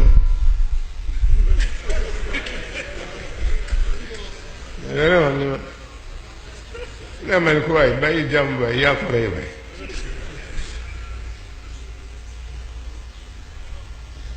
mu ni nag mu jóge ci benn xaritam bu ñuy wax Baye Babacar Diop ne ñëw di jooy rek di jooy mu ni looy jooy Babacar mu ne ko sa morom yëpp a ngi jàng nekk gànnaar di tànk xam-xam foofu yow nga toog fii bés bu ñu ñëwee xam loo xamul nooy def Babacar kàddu yooyu ngeen doon dégg mooy kàddu yi Serigne Abdoul Aziz Sy Al Amin doon it nag seede jëmee ci Ibnul Arabi li Cheikh Ibnul Arabi li mi nga xamante ni tey moom la ñuy waxtaanee doomam moo toog nii di Cheikh Abdoul Qadir mi nga xamante ni dégg ngeen fa tabaarakallahu nataal yu dund yi nga xamante ni nataal nañu ko ci góor gi Cheikh Tahir xam naa balaa ñoo demaat ci góor gi bëgg naa comportement fi mu toll daanaka ñu bari danañu woote mbaax waaye nag boo jaxasoo ak ñoom yendu rek mbaa nga fanaan seeni comportement dana tax nga suur leen comportement yi mu wax ci sëriñ bi yan gendeeku nga ciy def. yu bari la ñu ngi tàmbalee ci li doomam suñu waajur sëriñ Abdoul Qadir wax. ci nekkoon nit ku neex a jëflanteel koo xam ne boo ko miinee bëgg ko te doo gis ci moom yu soof. xam nga nit dafa am lu soof nit day am kaani day am dëkk. day am suukar. am na nit ñoo xam boo jaxasoo ak ñoom dañoo agréable. da ngay bëgg gën a jaxasoo ak ñoom. loolu nag li koy joxe cër la ci yàlla ndax yàlla moo neex yàlla moo neex ku mu nekk ci yow koo neexul dafa nekkul ci bokkul ci way gëm ñi ndeysaan koo neexul rek dafa bokkul ci way gëm ñi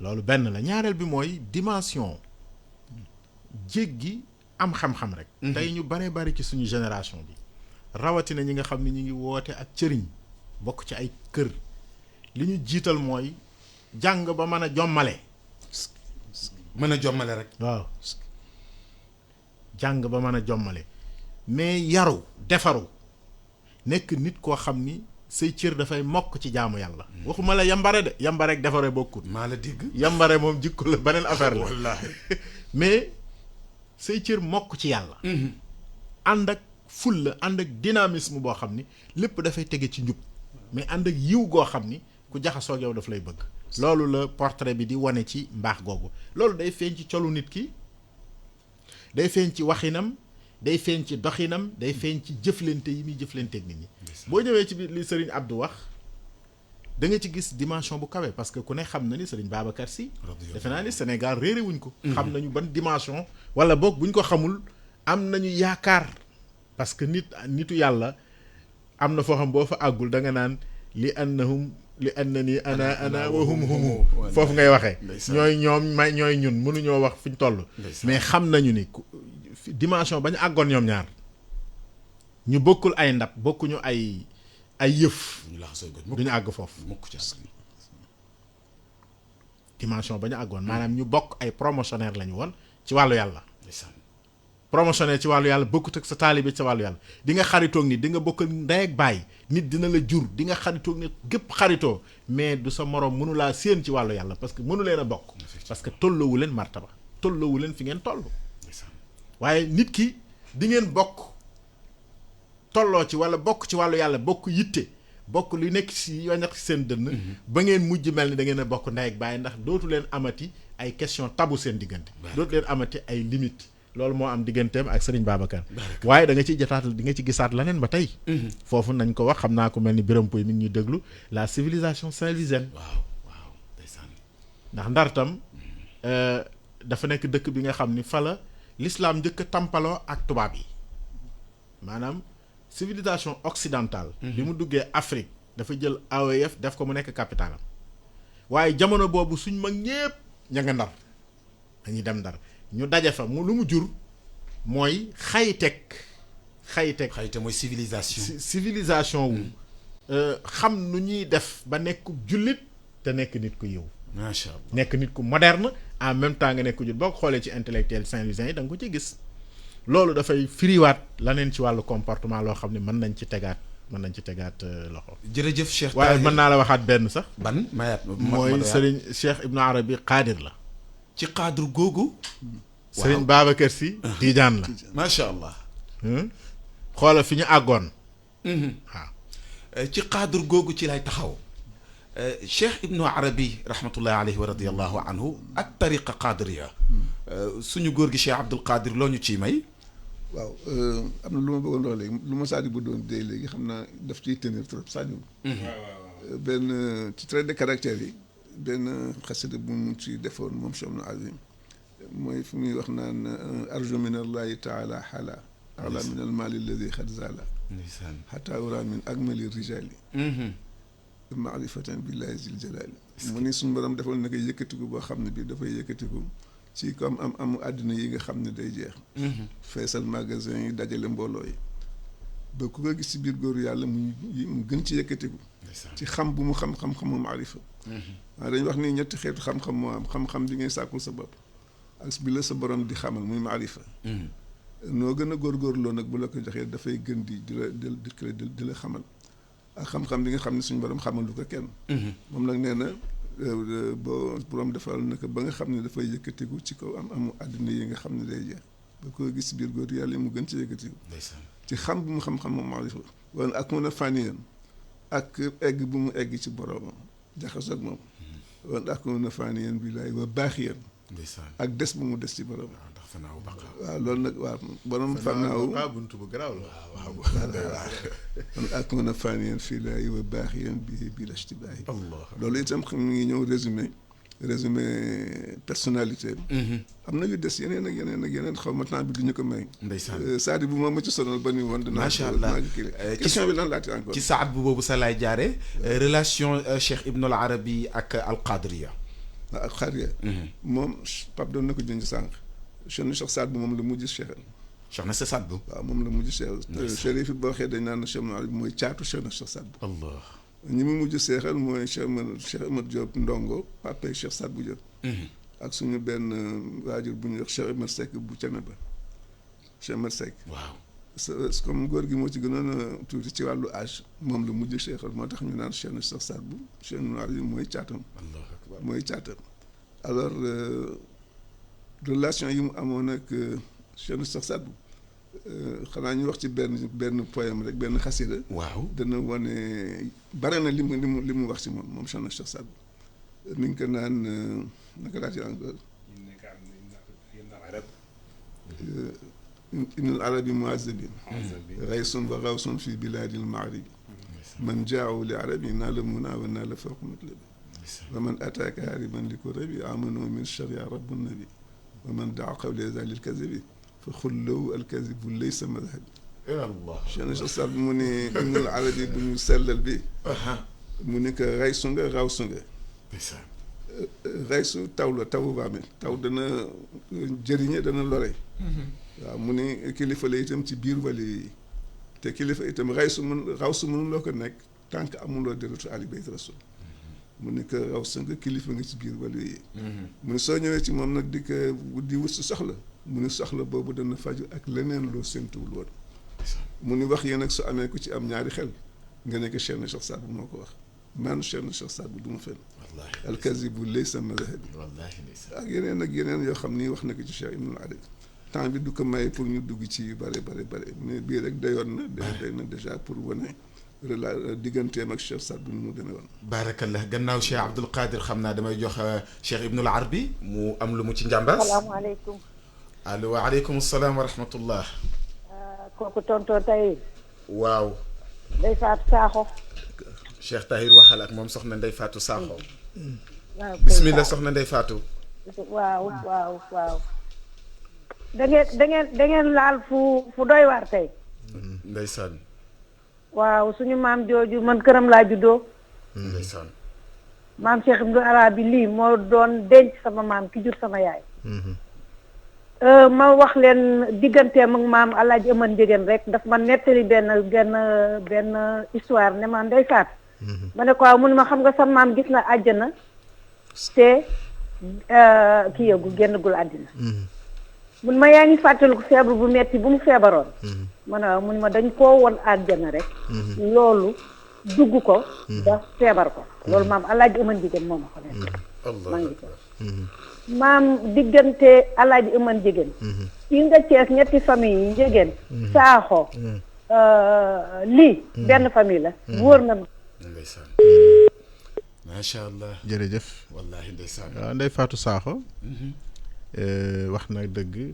sët la ci kër ga baarakallah ñoom Ibn Arabi bi ñuy dégg kàddoom xam nañ ko bu baax ndeysaan témoignage yu mi def itam témoignage ku yaroo ci kër dundal sa bopp li ngay wax nga xam ni bokkul ci ñuy dégg naan nettali nañ ma waaye lu mu dundal boppam la muy sët ci ñaari kër yooyu muy wax yëpp kër maam Alaaji Amat Njegéen wax nañ ko démb bi ñuy tàggoo nee nañu am na roofaloo gu am ci ñaari fan yooyu ndax Cheikh Ibn Arabi ñi ngi ko denc tey ci janaasa yooyu ci kër maam Alaaji Njegéen foofa lañ ko denc te loolu day am lu muy firi day am lu muy firi day wane kóllëre waaye day wane yeneen maa ngi lay nettali benn lettre bu reelu du ma ko nettali fii nag waaye maa ngi la koy junj démb waaye li ma bëgg a wax rek mooy li témoignage bi am na solo daw na yàlla aleykum salaam wa rahmatullah sëñ bi ñu ngi leen ziar bu baax na yàlla nangu ziar bi kooku ak fay woote na ngay tey ñu ngi sant baax kooku kan la ak fay woote Cheikh Diallo di woote Touba Cheikh Dia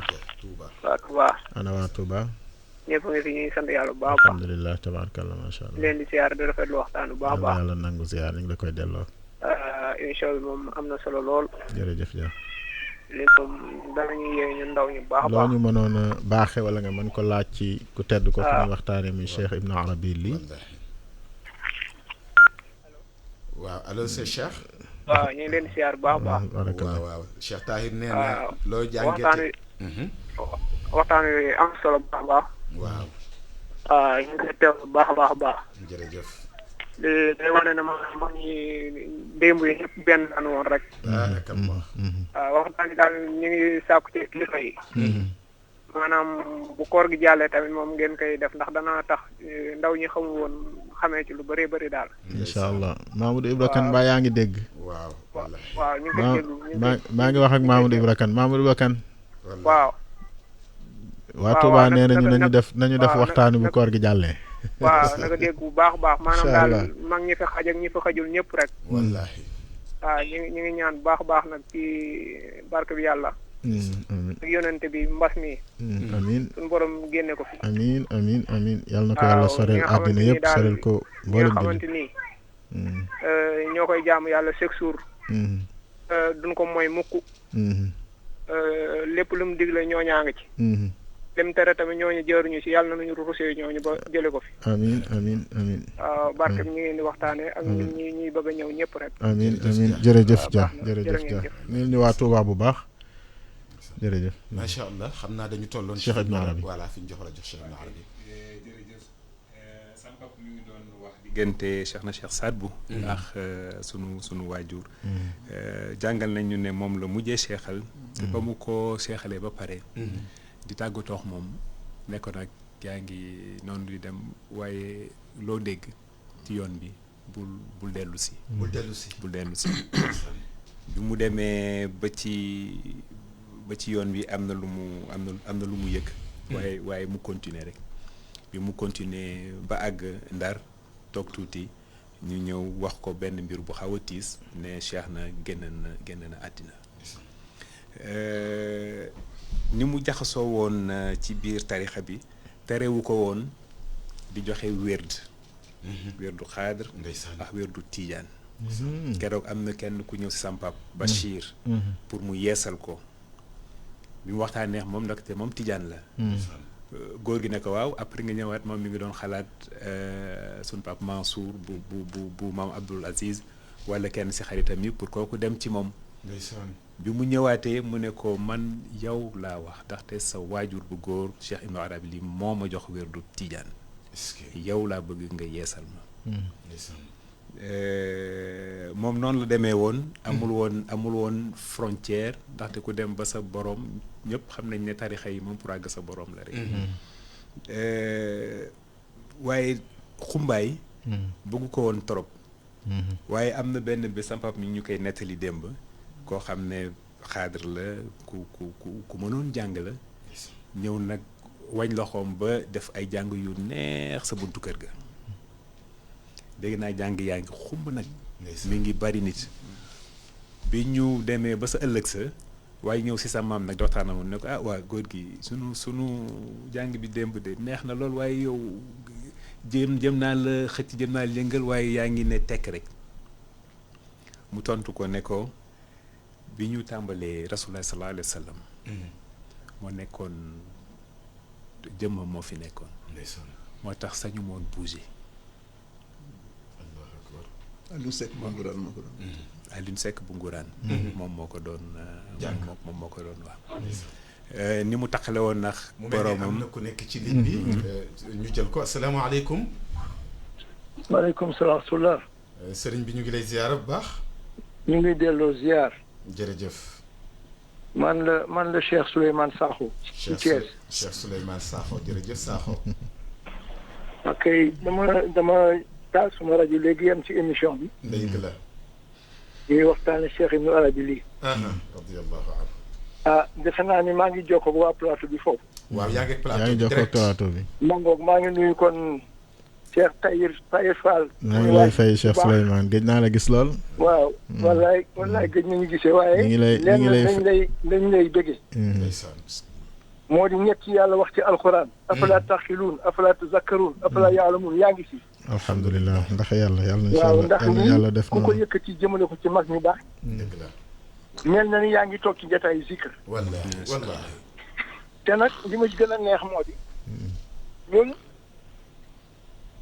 1969 la Cheikh Ibn Arabi génn àdduna ñun.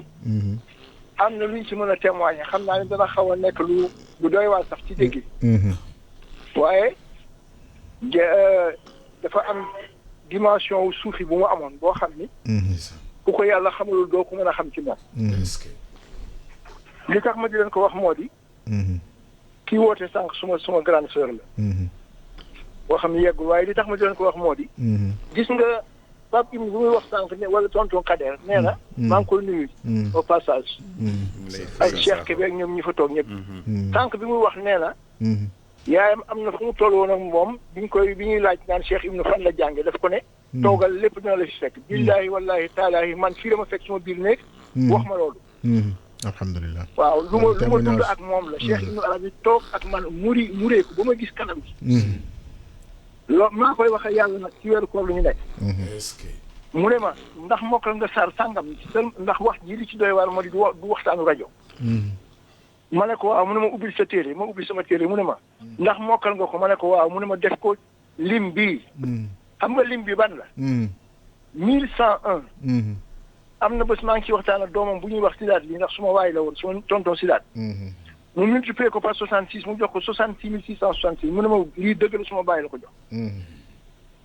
ndax lépp yàlla la. mu ne ma fii nga toog lépp na la ci fekk bul dem fenn. xam nga loolu lu muy firndeel. que ni waxu Cheikh Saad Bou bi rek ku ko jege defaru. rawsul wa raysul fi bilaad bi maghrib wow. ni taw gi mel ci gàncax gi noonu la mel ci nit ñi ci jamono ku ko jege defaru. imaginez sa sët boo xam ni. moom il est né en 1955. yow nga génn àdduna 69. donc man ñu ngi ma fekkoon ci classe CM2. bi ma demee ba yegg université. te la ma feeñu. ci béréb boo xam ni. bu ma ñemee woon de dama naan bérébu àjjana ndax maa ngi ko fekk ñu ngi toog ci fut dama ay dex wër ko. ma ñëw nuyoonteeg moom mu ne ma loo fi wut si ma ne ko dama doon jàng si alxuraan mu ne ma sujjootal ci sumay tànk. ma sujjoot ci tànk mu ñaanal ma yeewu feebar wax ko sama papa mu ne ma demal ci sama maam Alaaji Aman Njëgeen. ma dem ci maam Alaaji Aman Njëgeen maa ngi dëggal nag sama waxu mag jooju doon wax te wax ci yeggul. maam Alaaji ne ma kooku gis naa àjjana te deewul man maay seede bi. ndax ba ko loolu arrivé bi ñetti fan yi matee man la woo bi ma ñëwee mu ne ma jigéenu uru ay nii ñoom laa gis ak parfum yu dégagé seen mël fa am na yoo xam ne sax neexul wax ci rajo. mu ne loolu moo ko mettre en extase. man nag seede moom dama jël kàddu pour seede. ndax am na yoo xam ne yàlla du loo ko wan nga di ko noppiwaale. loolu ci émission bi la bokk seede yooyu. waaw lu am solo la ndax ci émission bi la bokk te ñi ma ko seqal. muy Cheikh Ibn Tahir rek ñooñu ñëpp. wax dëgg yàlla xamante ne jërëjëf Cheikh Souleymane. waaw moo tax mënu ma ci woon ñàkk intervenir d'ailleurs bi ma loolu arrivé mi ngi ma fekk université fa la njàng ma yem. mënatuma dem te maa ngi woon presque en année de licence en droit. ci jamono boobu. bu ñu dëgërul woon kon mën nañ ne kii dafa dox. waaye dama xam ne rek Cheikh Ibn wan na ma sama yoon. ba pare jógul ci loolu samay jeexal nag moo di. xam naa pour dëggal loolu mu feeñuwaat ma ci ay seet na ma sama jëmm yi nga gis nii xam nga lu muy firi ma ne ko déedéet mu ne ma dama jàkkaarloo ak yéen seen dara réeru ma. kon nga xam ni ñooñu dimension la ñu amoon ci yàlla rek ko xam. waaw moo tax nag ma ne comme lii. Cheikh Saad Bou laa jot sànq mu mën ma dugal ndax ma mën intervenir ndax lii moo ko deflu woon kon dana des ci man. jërëjëf sànq. waaw moo tax ñu ngi leen di sant. taay yow moom. barakallah Cheikh Souleymane nga ci jëlee yow mun nga ko barakallah Cheikh Souleymane barakallah. waaw waaye ne la waaw ñun dañoo gis nit ku baax ku yàlla baaxal. ndax ñooñu seen marque moom moo toll foofu. jébaane ko li ma lay wax lu mu dund la kenn nettali ko. wallaay ndeysaan. te musul jóg ci loolu nag. barakallah jërëjëf. waxtu bu difficulté amee danañu feeñ ne defal nii defal nii. ndeysaan. barakallah. jërëjëf macha allah sëriñ bi dafa mel ni am na foo nekkoon di woote di ñëw. waaw c'est que Souley ñu ngi ziar. di dëgg rek Souley ndaxte man tolloon naa jamono boo xam ne sama benn ñaan bu ma bëgg ñaanu sifaar la woon sax. ma gis si gént nag man damay gént man du ma gis damay gént. ma gént góor gi maam Ibn Arabi lii mu may jox ñaan waaye bi may joxee ñaan bi daf ko tàmbalee rek joxañ ma ne ma Souley. sunu relation ak Souley laa bëgg a wax fii. bi ma demee gis ko moom ma jox moom moo continuer ñàngale mi. macha allah macha allah pour wax su lay xam naa fi mu toll waxtu wi mu ngi lang moo tax faaw ñu jaabal am na nag ku nekk ci ligne bi ñu jël ko allo salaamaaleykum. waaleykum waaw. bismillah. naka ngeen def. yaa ngi ci jotaayu mag ñi ñu ngi sant yàlla bu baax. ñu ngi jaajëfal Oustaz Tahir Fall ci émission bi. wallaay ndeysaan jërëjëf. waaye émission yu mel nii ak émission religieux yi am ci kii bi yëpp. ndeysaan immédiat bi ITV wallahi. soxlañ tamit muy am ci kii bi ñu ñëw ci chaîne YouTube. jërëjëf. parce que émission bi bu nekkee ci YouTube bi mën na mat siècle nit ñi di ci jariñ. mi ngi ci ci Facebook newul tamit ba naa def tey rek doo ko gisaat. mi ngi ci Facebook bi. mi ngi ci Facebook bi da ciy nekk mais comme ci YouTube bi du mu nekk fa di fa des quoi. waaw pour ñu archiver ko. foofu daal effet gu fa. waaw service yi yore loolu ñu ngi dégg sa kàddu. waaw ñaan ñuy dimbali ñu ci. jërëjëf incha allah léegi mbokk mi ma koy laaj lan la ñu mën a wax ci sëriñ bi ak nan la daan dundee koor gi ak sunna daal. macha allah wax ñu ci tuuti. nan la maam Ibnu Arabi daan dundee koor nan la daan dundee koor gi ak ci sunna daal ak nan la dundee woon sunna. loolu la ñuy laaj di ko delloo bismillah laaj baa ngi noonu. waaw comprendre ma question bi baax parce que dama xam nan la daan dundee koor daan dundee koor xam xanaa di daan woor comme ñëpp rek am na ci nag benn boo xam ne bi xëy na mën naa ko souligner souvent weeru koor daf daan indi ay problème entre xaar parfois murid tijaan fu gisee kii du wari et cetera mais dafa am benn bés les années boobu Pape Khalifa mi ngi dund weer bi ñu séntu ko gisuñu ko ba ca ëllëg sa boobu 11h Tivaouane décrété ni weer bi feeñ ne nañu wari mais Pape Khalifa dafa wax rek sama papa daal di wari. ndeysaan mu daal di wari ci saa si. dama ma ne boobu. maanaam ñàkk tënku ci tariqa ci wàllu weer wi. voilà loolu bind bu am solo la.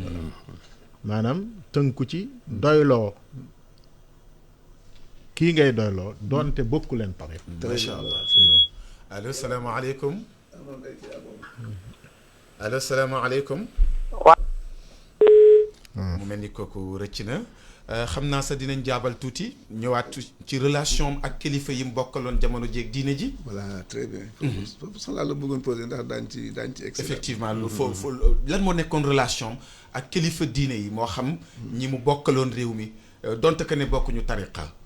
waaw moom nag seen diggante moom ak Pape Cheikh noonu ñëpp lañ am lante woon muy côté Kër Cheikh Ahmadou Bamba ak Tivaouane ak Thiénaba il faut mënti dem daal relation yu suivi la ñu amoon ak yeneen turux yi digganteem ak Pape Khalifa loolu jarul sax di encore di répéter parce que xam nañ ko ba pare xanaa ñu wax ci tuuti rek tey wax na ko sànq ñoo bokk àndandoo nekk tout tànk jàngandoo allo à Saint-Louis femme bi téléphoné waaw daf mel ni dem na dem na seen diggante man xaw ma sax nan laa ko mën a expliquer ndax intimité bi nekkoon seen diggante ndeysaan loolu dafa amoon jeexital sax ci njaboot gi ku mel ni Mansour borom daara ji ku mel ni Cheikh Tidiane Sy moom dafa daan wax ni Cheikh Ali mooy papa moom Cheikh ndeysaan mooy papa Mansour bés dama dem seeti ko ma ànd ak Marème dafa feebaroon Marème ni mën nañ dem ziar ko bi ñu ñëwee Marème présenté mu Mansour ci këram gi ci Liberté 5 ñu taxaw di waxtaan ak beneen waay noonu mu am ku ñëw di ma présenté Mansour sëriñ Mansour ne ko yow yaa sob mu ne ko kii bàyyam Khalifa Ababacar Sy mu ni man mu ne ko man sama baay moom Mansour ma Cheikh Ibnul Arabi mu ne seen diggante ñoom ñaar dafa meloon ni diggante Ababacar ak alayhi salaatu wasalaam ndeysaan seen diggante yi ñu bindanteeg yooyu wayante nañu way yu bare xam ndax mën naa ci am yu ma ci joxe bismillah effectivement am na waaleykum salaam sëriñ bi yaa ngi ci jotaayu mag ñi waa aleykum salaam. waaw ñu ngi si yàlla bu baax. yàlla nañu yàlla boole nangul ñu. i rajo. waa i rajo la waa jotaayu mag ñi. waaw ñu ngi leen di siyaara bu baax di siyaare suñu mbokkum daara moom. Tahir Fall. waa Cheikh Tahir. di ndokkeel di siyaare gan googu ñu dal. wallaahi ndeysaan Cheikh Abdoul Khadir. mooy seen mbokkum daara Touba Ka. baarakallah sëñ Fallou. ñu ngi leen di siyaara bu baax. baarakallah.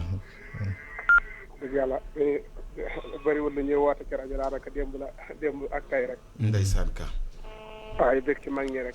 waxtaan yi ngeen di waxtaan ci mag mu am solo lool. waaw kontaan nañ ci lool nag. dafay fekk ni man arraxa waliyan fa ka annama ahya. wallaahi. waaw ku taalifal benn wàll te baa nga taarixal ko rek dafay mel ni da nga ko dundal. tabarakallah yéen a ngi doxal loolu yàlla fay leen. amiin amiin wa iyaakum amiin wa barakallahu fiikum jërëjëf sëriñ Fallou. wallaay góor gi am na foo tolloon ci bayit yi. ndax xalifa dafa am na ko doon ñaanloo ci boromam. mu def ko way nag mu def ci ay abyaat. boobu góor gi mi ngi sant diggante Joal ak Ndangaan Samb. ndeysaan. mi ngi ko naan yabna al arab kayfa xaalu baastuma fii baalu. wa fii ma fii xaqan min al umuri tuqaalu.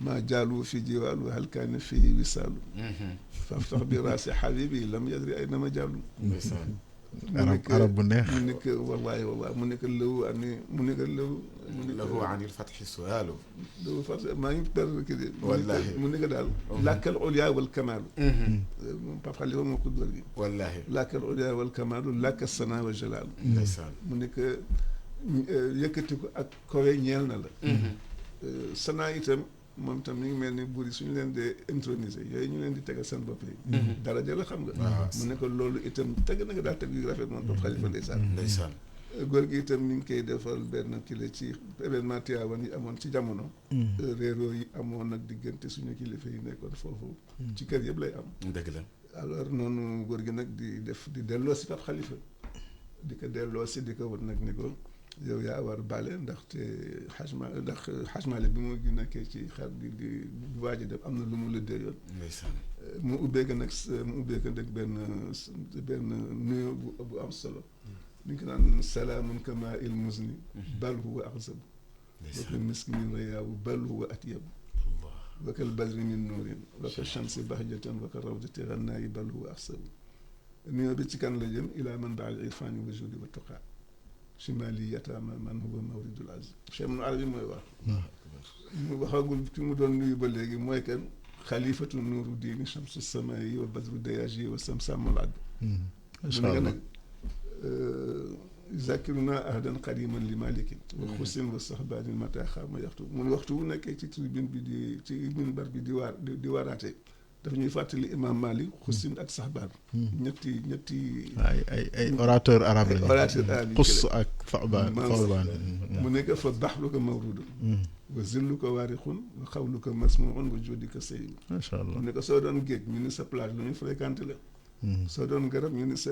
kër lu dëll la sa wax day duggee mu nekk nag mi ngi soogee dugg ci nag li ko yëkkati woon mooy conflit bi amoon mu nekk nag aqil asaraatil xawmi is kunta waarisa dama kaana fi xaali min al mawti axru allahu akbar mu nekk nag dindil pakkatal yi nekk ci kanamu nit ñi ndax Malick bi mu nekkee ci xar-xar la am na lu mu la déeyoon mu nekk nag afaada woon ko fax fuana wa ayuna alors yàlla na leen yàlla bal yooyu itam na nga ñu baal alors ma laaj Bachir ni waaw lu tax góor gi di wax Pape Khalifa mu bokk ci ñi muy baal mu ne parce que digganteem ak Pape Khalifa waxtu mu gisee Cheikh Ibn ci biir ñoom Abdoul Aziz ak Mansour il est obligé pour mu bale ndax li nekk seen diggante mënoon nañ ci wax lu bare mais dama bañ macha allah lu am solo la mais dogetu histoire bu rëy la noonu lañ meloon jara taxaw la moom ñoroon isam ak waa Touba surtout magam bi ñuy wax Cheikh Zanoun digganteem ak Cheikh Ahmadou Bamba bu mësaan ñëw ni sama papa ak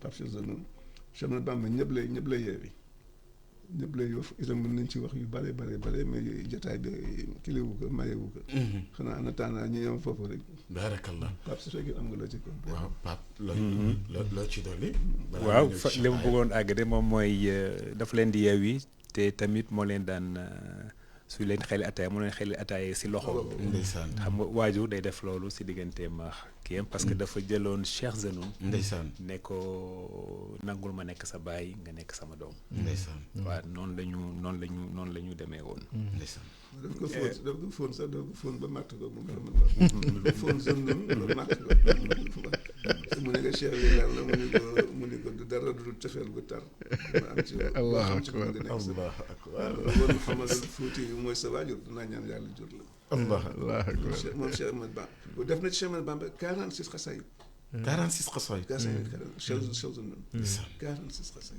man defe naa ni dañ ko war a wutal bis moom. bés boppam waaw mooy li nga waxoon waaw dañ koy wutal bis. loolu laa bëggoon ñaan nii lii daal dañ ko war a répété. waaw fulandi ko ay yoon. parce que pour ñu mën a li ñu war a wax ci diggante góor gi ak ni mu bokkaloon jamono parce que dafa yaatu. ndeysaan dafa yaatu. diwaan baa ngi nii suñ kanam. wallaahi liñ ci war a wax mën na bari.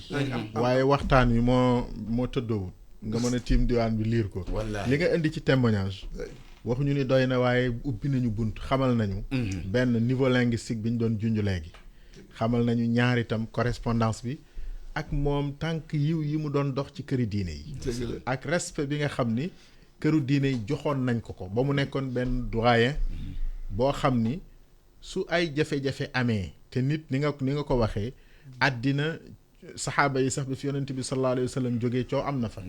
waaye nekkoon na moom Cheikh Ibnu Arabi koo xam ni doyen la woon maanaam mag mu ñu rus la woon. ni wolof di waxee mag mu ñu rus. moo xam ni dana dugg ci conflit bu ca duggee dana ca duggee defar dana ca duggee yéwénal ci uslubam bi nga xam ni nga ko waxee. xasiida gi ni nga ko tàmbalee ak ni mu rafete ak fi mu mujj ak ni mu rafete vraiment loolu dañuy wonaat beneen facette beneen kanam. goo xam ni gu ñu war a jàngale ci Cheikh Ibn Arabi. macha allah parce que Pape Abdou Aziz Sy bu mu saan ñëw kër ga boppam ci kaw tenku góor gi la koy teg def na si moom benn xasida téeméeri abyaat. téeméeri abyaat bi mu ñu koy jox mag Bachir. mi ngi màggee nag ndeysaan. benn bayt la ñu ci jox. après mu promettre ni dinañ ñu ko jox mi ngi ko naan min nii ila Ibn Arabi tahiyatun ka zahabi mais boo ni mu seen muy woyanteeg Pape Adi Touré itam. minni ila Ibn Arabi tahiyatan ka zahabi. waaw Adi Touré mi ngi ko naan naka laati Adi Touré. Iza ra'aynaaka yawman mu ne Ibn Arabi bés bu ñu la gisee. Iza ra'aynaaka yawman fa zaalika al-yawma iid. ndeysaan iza ra'aynaaka yawman fa zaalika al-yawma iid. zaalika al-yawma iid. moom Adi Touré. Sëñ Adi Touré ku mënoon a woy. kéemaan la moom ci wàllu yëpp na ci luxatul arabiyya ci wàllu fal ci macha allah te ñoom dañ daan woy ci wàllu fal sama ñoom papa ak magam bu ñëw Zunnun ndeysaan dañuy wax ci luxatul arabiyya ci wolof ak ci soose macha allah nitu yàlla bu nekk am na jagle lan nga ñu mën a wax ci jagle góor gi jagle yi waaw ci jagle yi boo xoolee Cheikh Ba moom daal je sais pas donc moom daal dafa jeexoon ci boromam daal comme xasida bi ñu doon wax léegi bi mu wax ni suñu borom defal na ko yëkkatiku boo xam ne bii dafa yëkkatiku ci kam amu àddina yi nga xam ne dafay jeex da ko gis ci biir gu yàlla góor yàlla yi mu gën ci yëkkatiku ci xam bu mu xam maarifa léegi ci boromam fannaaw baqaaw des ci borom macha allah defe naa ni loolu mënul ci ñu weesu lu ëpp loolu Cheikh Ibn Arabi al-Hafid waaw xam nga mayam yi dafay xaw a compliqué tuuti ndaxte moom si boppam am na période boo xam ne mooy li day far sax doon wax sànq période boobu nga xam ne suñu borom am na lu mu ko wan allo mu mel ni dafa am ku nekk ci ligne bi ñu jël ko waaleykum salaam war nañ ko wax kashfu يا شيخ طاهر من معنا Mad Jalil الو السلام عليكم شيخ طاهر yow rek dañ lay bàyyi micro bi waxal ba saa yoo paree rek émission bi jeex ay ca commencé Cheikh Tahir maa ngi lay nuyu maa ngi lay fay Mad Jalil Fall ndaka waa kër maa ngi ñaan yàlla yëkkati couvre-feu bi sorel ñu corona bi réew mi delluwaat ci temps normal ba ma invité la nga jóge Joal ñëw toog ci plateau bi waxal ñu Cheikh Ibn Arabi yow yaa ci war a wax kii Cheikh Ibn Arabi ko yar Cheikh Ibn moo ma doon wax ne léegi damaa bëgg rek yow duggal rek yow bul kii duggal rek wax duggal rek Cheikh Ibn moo ma doon wax ne tey Cheikh Ibn Arabi ngeen di waxtaane dëgg la may ziyaare xalifa bi d'abord jërëjëf Faye di ziyaare suma papa Cheikh Abdul Qadir Jeylaan boobu toog foofu ñu ngi lay dégg waaye di ziyaare itam suma rakk suma sëriñ al imam Cheikh Kébé barakallah di lay ziyaare bu baax Cheikh Tahir anta Tahir barakallah Tahirun fi qalbi wa Tahirun fi siyabi wa Tahirun fi makani barakallah ala kulli xaal anta Tahir barakallah jazakallah xayran loo ñu mën a indil ci suñu maam yaa ngi waxtaane ku nëbb boppam ku kenn dul xam yéen a ngi waxtaane tey koo xam ne dafa dëddu woon àdduna soxlawu ci dara. yaa ngi waxtaanee koo xam ne li mu xamoon. yow bala ngaa avancé moo la yar. moo ma yar. moo la jàngal moo la tarbiya. moo ma tarbiya. moo ma jàngal dama bëgg Sénégalais yi xam kii wax ci Cheikh Ibn Arabi mooy kan moo tax ma lay laaj loolu xam naa. man ak Cheikh Mouhamadul Jalil. nekk taalibi Cheikh Mouhamadul Arabi. xam ko alhamdulillah dund ak moom itam. daan dox ay service am alhamdulillah ci wàll wu nekk nag. nekk xale ci wetam mu bëggoon ma lool ma fonkoon ko lool ba bés ni tey fonkeel boobu moom ma fi nekk. ma lay wax ne. kooku ngeen di waxtaane tey. musta xam lan moo di tariqa. li mu xamoon moo di lislaam. ndaxte balaa ngay am tariqa da ngay nekk jullit ba pare. moom nag dafa nekkoon jullit. ci niñ ko xamee. nga xam ne dafay ànd ak ngëm. dafay ànd ak dëggu. dafay ànd ak itam suufeel sa bopp ak tawaago. mu nekkoon itam koo xam ne. yàlla joxoon na ko xam-xam. boole woon ko ak ay nit yàlla. doy na ci nit yàlla yi rek ñu ne boole woon na ko ak Khalifa Ababacar. boole woon na ko ak Cheikh Hadi Touré. bu Faas Touré. boole woon ko Cheikh al Islam Alhaji Ibrahim Niass. nga xam ne téléphone am bi nekkoon ci bopp lanam. wax nañ ne Cheikh Ibrahim moom moo ko defaloon foofu pour di déggoog moom. ci wàllu xam-xam alhamdulillah. bind na. wax na bàyyi fi. bokk na ci téere yi mu bind rek. muy jawaabul fasli fi ahkaamil wasli mu ci wax affaire jokk mees. kon jot naa wax ci masala yooyu. jot naa wax ci masala yooyu. jot na cee wax bu baax a baax a baax. waaw demal damaa bëgg nga jàll foofu buntu bu neex la. wallahi wax ci njëmal tuñ itam ni ko sharia gisee. indi ay ahadis yoo xam ne yu wér a wér la. alhamdulilah ci téeréem boobu. bind itam ci yonent bi sallallahu alayhi wa sallam. lu bëree. moom wax na ne. shawqi ila xayril bariyati lam yazal. yazdaadu fi qalbi wa rabbul kaabati. ngir sopp gi mu soppoon yonent bi sallallahu alayhi wa sallam. waaye ci dëddu àdduna itam jox àdduna ginnaaw. dëgmal yàlla. moom dénk na njabootam gi ne. bu ñu xaritoog àdduna mukk. nañu jox àdduna ginnaaw ngir àdduna dafay ware. képp koo xam ne da nga jëndee àdduna sa àllaxira nee na perte nga. mu wax ne laa tarkananna ila dunya wa ma fiha. wa ud an kulli ma fiha lima fiha. wa kun ala xadarin min an tusaadiqaha. kalla fakun abadan mimman yuaadiha. fa innaha hiya daarun la baqaa laha. فيا خسارة شاريها وبانيها. الله. alors nit yàlla. macha allah.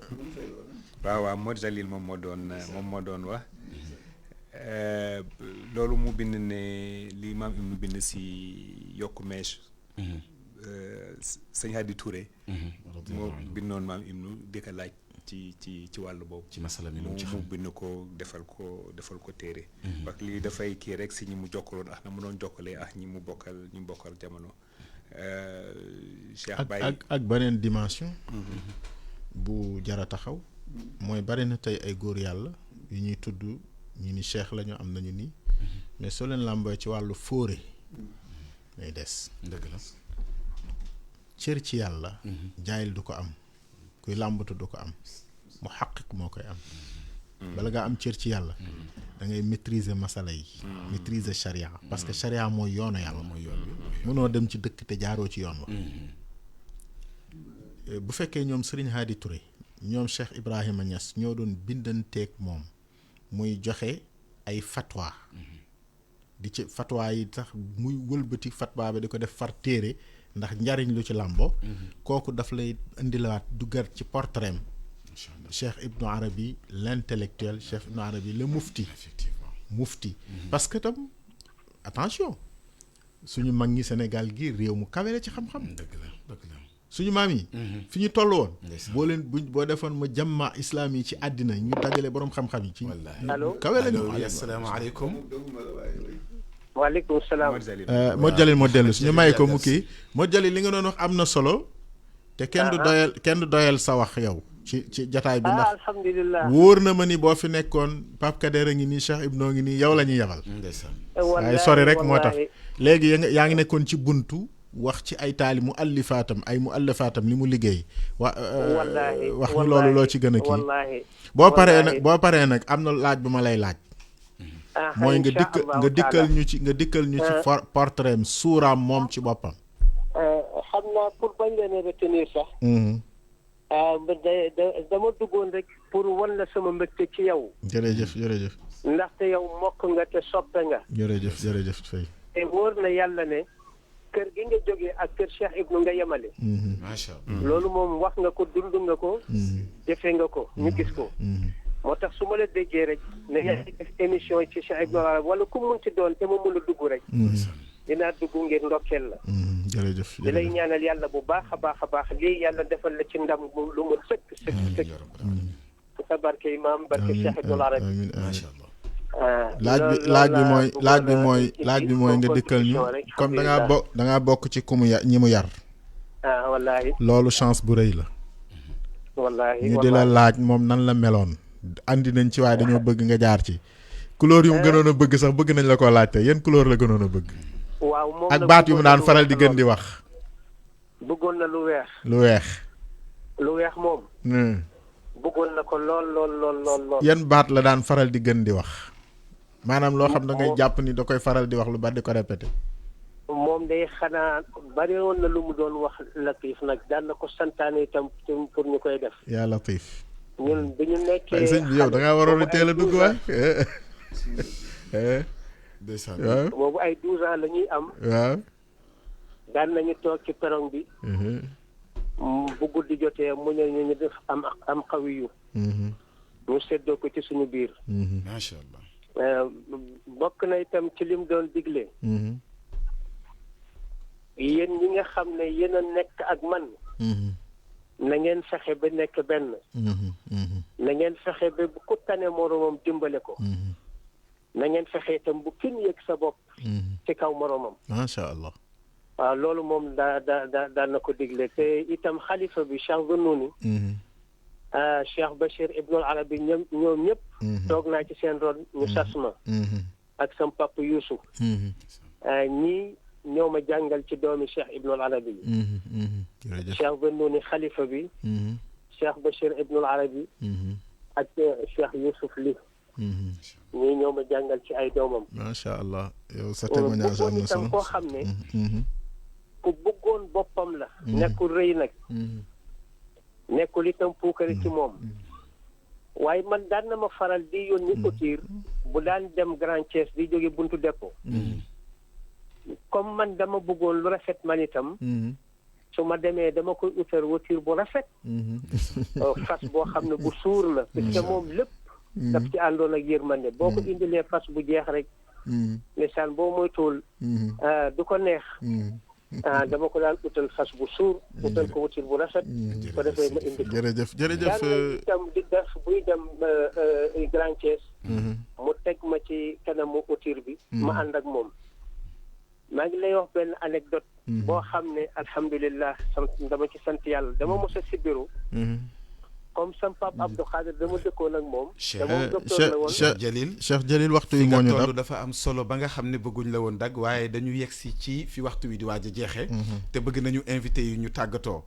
ñu ngi lay gërëm xam naa yow danañ amaat ak yow beneen jotaay. il faut ñu invité la incha allahu ñu ñaan yàlla corona bi gaaw a jeex rek nga ñëw. incha allah ñu seqaat ak yow beneen jotaay ci góor gi. jërëjëf Faye.